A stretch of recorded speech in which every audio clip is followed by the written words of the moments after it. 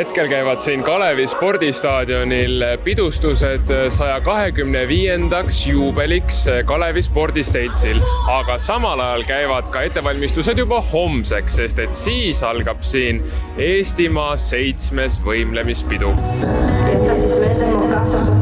Eestimaa võimlemispidu toimub iga 5 aasta järel ning selle korraldaja on Eesti Spordiselts Kalev.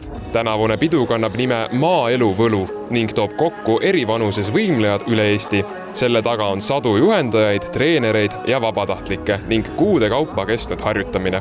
Mitu võimlejat siis platsi peal korraga näeb? Näiteks minu kavas Kuldne Põld on platsil korraga 464 naist. No ikka ülipalju, kas üks grupi eest vastutamise eest tuleb väike närv ka sisse? Enam ei tule, päriselt ei tule, sellepärast et naised on nii tublid ja see, mis on jäänud kodus natukene tegemata või ei ole täpselt aru saanud, kuidas teha, selle me oleme siin platsil juba eelnevatel päevadel ära puhastanud. Kuidas tuli mõte, et tahaks sellest üritusest üldse osa võtta? Tegelikult tuli mõte nii, et ma ise tahtsin jubedalt tulla ja siis ma lihtsalt tegin reklaami, et kes tahab tulla ja sain mõnusa grupi kokku. Meil on punt üliägedaid naisi.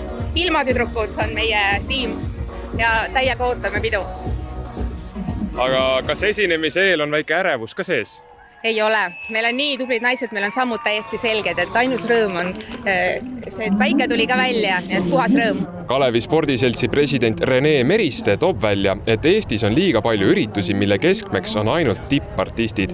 Eranditeks on laulupidu ja loomulikult tantsupidu ning just võimlemispidu on see, mis täidab 2 suurürituse vahelist tühimikku.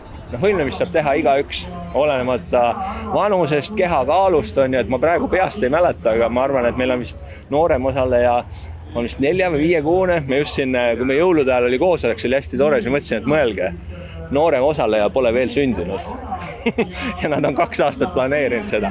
Vanim osaleja on see vastu 80-aastane. Küsimusele, et kas ka noored võimlemispeost huvituvad, vastab Meriste, et näeb siinkohal tõusutrendi. Aga ma arvan, et see kõik on nagu tõusvas joones, sellepärast et tervis, toitumine, iga päevaga see saab nagu tähtsamaks. Et kui vahepeal ei olnud võib-olla nii, siis nüüd me räägime kõik tervisest, toitumisest, liigutamisest, spordist, võimlemist ja seda kõike pakub Kalev ja võimlemispidu. Et see on nagu, ma arvan, et see läheb ainult üles. Kogu selle ürituse korraldamine on mõistagi väga keeruline ning vajab suurt tiimi.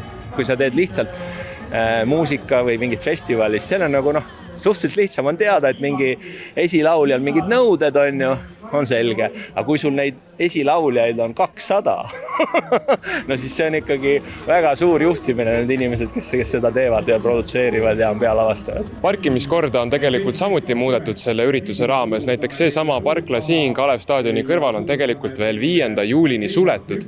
Nii et soovitan teil meelepärane parkimiskoht juba varakult välja otsida.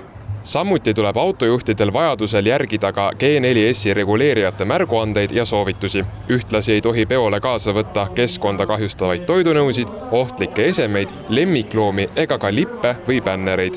Tugevad valmistused siin igal juhul käivad, eks homme näeme, kuidas need kõik kuud treenimist ja tantsimist siin suurel Kalevi staadionil üheks võimsaks showks kokku tulevad.